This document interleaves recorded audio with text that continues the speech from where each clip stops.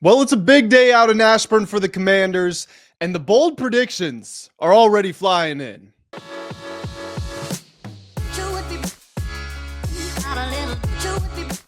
What's going on, everybody? Welcome back to the Full Command Show. My name is Grant Mitchell, and we are here to talk about everything involving the Washington Commanders. It's a rainy morning out here in the Northern Virginia area. The Commanders will be having an intra-squad scrimmage later today. Team Burgundy versus Team Gold. I'm going to be coming back with a second video today, breaking down everything that happened out there.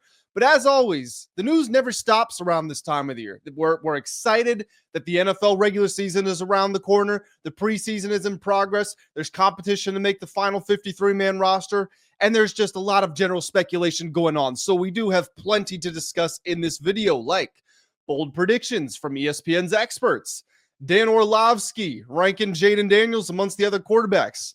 One of the NFL's greatest quarterbacks ever talks glowingly about the young star, and another Terry McLaurin contract update. We got all that coming up in this video. Before we get to it though, guys, please do me a favor. Make sure that you hit that subscribe button. Join the fastest growing community in the Washington Commanders area. If you have not pressed that subscribe button already, I would encourage you to do so. I am posting at least once, sometimes twice, sometimes 3 times every day. Also, make sure you hit that like button. Leave your comments as we go through. Let me know what your opinions are on everything I said. Now, let's start with the bold predictions here, because I thought that this was particularly interesting. I was just scanning through ESPN, seeing what was going on, and I noticed that they had ranked teams, and they ranked them by 4 different categories: overall roster minus quarterback, coaching, and front office. And when the ESPN did this, they broke it down to a score out from 0 to 100, and then a rank. So where did that score rank? And they gave them a composite score and figured out their overall rank. So matter of fact, why don't I just read you the top teams? The Eagles, no surprise, the Super Bowl champions, 92.6, they were first. Then you have the Ravens, the Chiefs were 3, Bills 4, Lions 5. All of this makes sense.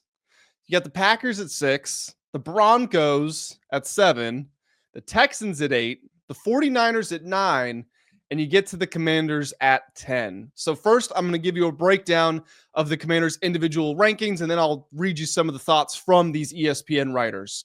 So for overall roster minus quarterback, the Commanders scored a 79.5, which was 13th in the NFL. Quarterback scored a 92.5. Obviously, that's just Jayden Daniels. I don't think they factored in Marcus Mariota, but Mariota is a good backup quarterback. Anyway, they ranked Jayden 5th, which I think is totally fine. I'm not going to advocate for him being in the top 4. I feel like Lamar, Burrow, Allen, and Mahomes have fully established themselves at the top tier. Now, maybe at the end of this season, Jayden has joined them, but it really wouldn't matter what anybody did for just 1 year.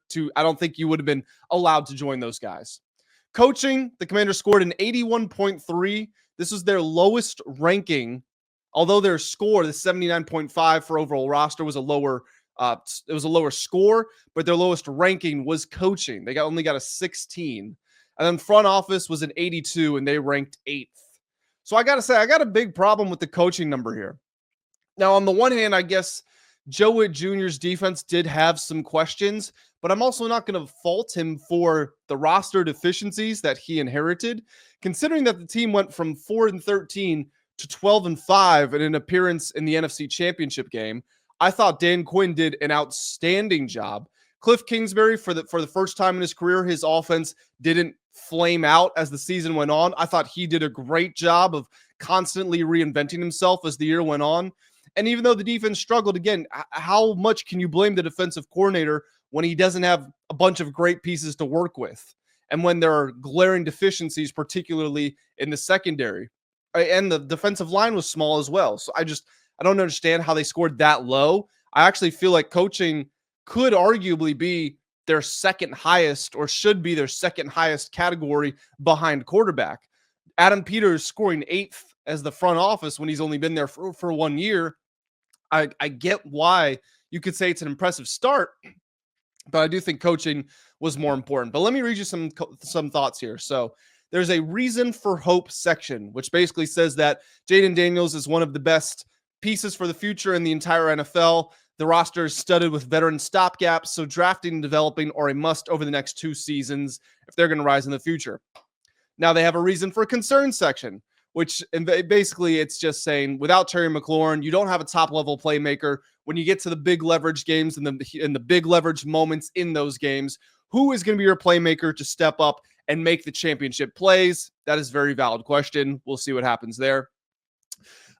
They also go on to say that the Commanders need to develop young receivers. 3 of their starters will be 29 or older this season. And that's something that I hadn't thought about.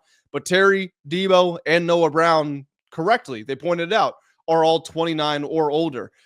You're going to need Luke McCaffrey, who was a 3rd-round pick last year. He's 24. Jalen Lane, a 4th-round pick this year. He's 23.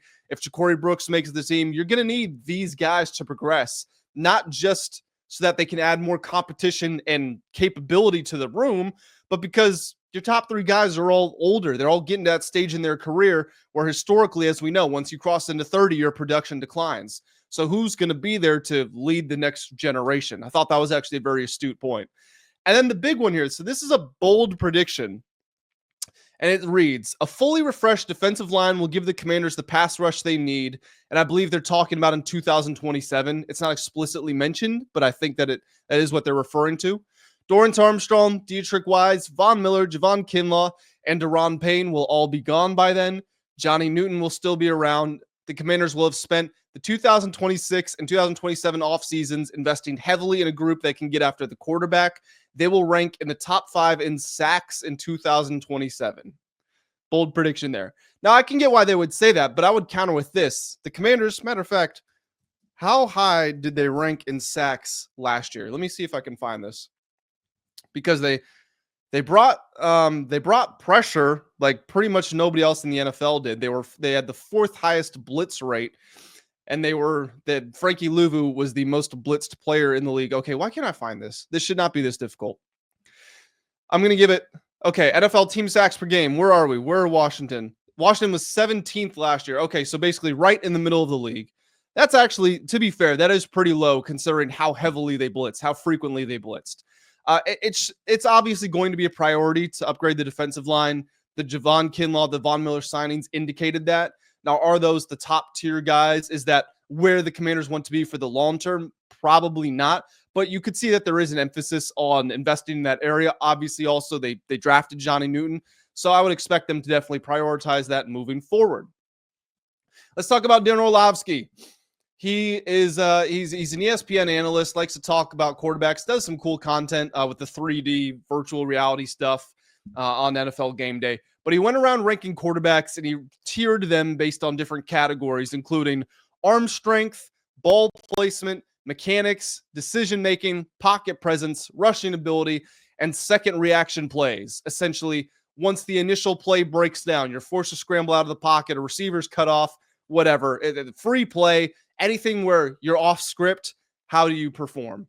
So he did not have Jayden Daniels in the top 10 for arm strength, which I'll be honest, I think Jayden is one of the best deep ball throwers in the league. So I was a little, insult is not the right word. I was definitely in disagreement until I read his actual list. And I feel like, okay, I can see why you would say that. So his list for top 10 in arm strength: Josh Allen, Patrick Mahomes, Justin Herbert, Lamar Jackson, Matthew Stafford. I'm not going to argue with any of those.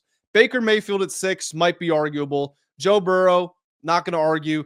Caleb Williams and Michael Penix at 8 and 9, maybe a little arguable. Jordan Love at 10th. I think Jordan Love could actually be like 1 or 2. I think he's right there with Josh Allen and Patrick Mahomes. I guess if I were to argue, I would say Baker, Caleb, and Penix. You could argue that Jayden has a stronger arm. Maybe we'll see something new too, because as we know, he put on all that muscle during the offseason. Let's move on to where he was ranked, because Jayden was ranked in the top 10 for every other category. Orlovsky put him 2nd in ball placement. I believe Joe Burrow was the only one ahead of him. He had him 2nd in mechanics as well. Joe Burrow also the only one ahead of him. He had him 4th in decision-making. He had Burrow, Allen, and Lamar ahead of him. He had Daniels 10th in pocket presence, which is fair because there was a bit of an indication to scramble when things broke down, which this is a struggle that you're always going to have with natural athletes, because for a lot of quarterbacks, scrambling might be the wrong play. and it still could be the wrong play for Jayden, but he will make a great play out of it. But with more years, more experience will come, the ability to stay in the pocket, hang in there. Rushing ability, he had him fourth. I disagree with this one. He had Lamar first, Jalen second, Jalen Hurts second, Josh Allen third, Jayden fourth. I get why Hurts is there. He's so effective. You can't stop him on the tush push. You can't stop him on goal line situations. And also because there's so many other weapons on the Eagles offense that defenses have to honor. When Jalen scrambles, it's usually for a very big play. But with the pressure that was put on Jayden's running ability, if he wasn't a great runner of the football, that running game would have totally collapsed. And in many ways, the offense would have collapsed. So I would have him second. I think it should be Lamar, then Jayden, and then Josh and Jalen. And then, after that, there's a pretty clear separation. There's Justin Fields and Patrick Mahomes, and Jayden is clearly better than all of them. And then the final category is the second reaction ability. Again, when the second play begins, he ranked him fourth. Lamar, Mahomes, and Allen were the top three there. So overall, very good reviews for Jayden. We know that he ranked fifth in that anonymous survey among coaches and scouts and executives. The average of their rankings had Jayden fifth in the league. Again, the top four were the top four. They had Jayden with an average tier rating. So, first tier, second tier, third tier. Their average tier rating was 1.7. So this lines up with this. And I tell you what, if we get to the end of this season, and even if Jayden doesn't improve a lick on what he was last year, if he is exactly that player, then he's a top 5 player in the NFL, and you will see him continue to rise up these rankings. Speaking of Jayden, he got some really big praise from one of the greatest dual threat quarterbacks in NFL history, one of the original dual threat guys, Steve Young. Here's what Steve Young had to say about the Commanders' young star. Quote, "He is the ultimate prototype. How many quarterbacks do you see when it gets tight, and they're like, oh my God, and then their game gets smaller? They don't as much. Their athleticism starts to disappear. Their mind starts to speed up, and they can't process the way we did. And some people are just built different, and he's built that different. You can see it. In today's game, he is the ultimate prototype. He is threatening the line of scrimmage." Yeah, Jayden's got a massive burden on his shoulders, and burden has a very negative connotation, and I don't mean for it to be that way. But when you do look around, last year he did not have a great offensive line. He had one all-pro receiver, but not a first-team all-pro, and in some ways Jayden helped him achieve that all-pro status. He didn't have a great running game. Zach Ertz had a very nice year, but at 33, 34 years old, he wasn't what a prime Zach Ertz could have been if the same exact situation with Jayden and coaching staff, but he was just 7 or 8 years younger. He wasn't dropped into this perfect situation. Caleb Williams had a much better situation than Jayden did from a skill position and offensive line standpoint. Offensive line was bad, but you get what I'm saying. Michael Penix Jr., better situation. There's arguments. There's plenty of teams around the league where you look Commanders, you want the Commanders offensive line, receivers, and running back, or do you want the other team? And the other team would win many times, but Jayden made it work. And that was because of his ability to throw the ball, his ability to run the ball, but also his ability to mentally process the game. And I think that could be what I'm most excited for to see from him personally in year 2. Because we know that he's mentally ahead because of those extra reps with VR and his commitment to the game, coming in early, leaving late, all that great stuff that your coaches say. But no matter how prepared he was as a rookie, just after playing one season and a long, sustained season, getting to the NFC Championship game, I do feel like he's going to be in so much greater control of his situation. And that's what I want to see in year 2, particularly if Terry isn't there, if Noah Brown is out, and he is asked to elevate these lesser players in the way that a Tom Brady was. I'm not saying that he is Tom Brady, but in that sort of mold, like, hey, look, man, we can't stack the deck in your favor, but we believe you're so good that you're going to be able to rise above it. Now go out there and prove it. I just want to see how he does. A final note here, and we're going to close out the video with this. Another Terry McLaurin update. I thought it was a good point to make, one that I hadn't made on this channel yet. It's tough for me to balance sometimes when I'm writing, when I'm tweeting, and then recording videos here. What have I said in which places? But it occurred to me I hadn't gone over this. I saw Lionel Willingham of 106.7 The Fan talking about it, and I did just want to mention it. So Terry McLaurin, the 53-man rosters for teams are due on August 27th. That is in exactly 15 days. When those cuts are made, if the way things are going right now, we're all kind of expecting Terry to be on the PUP list because they're not going to cut him. Like, let's make that very clear.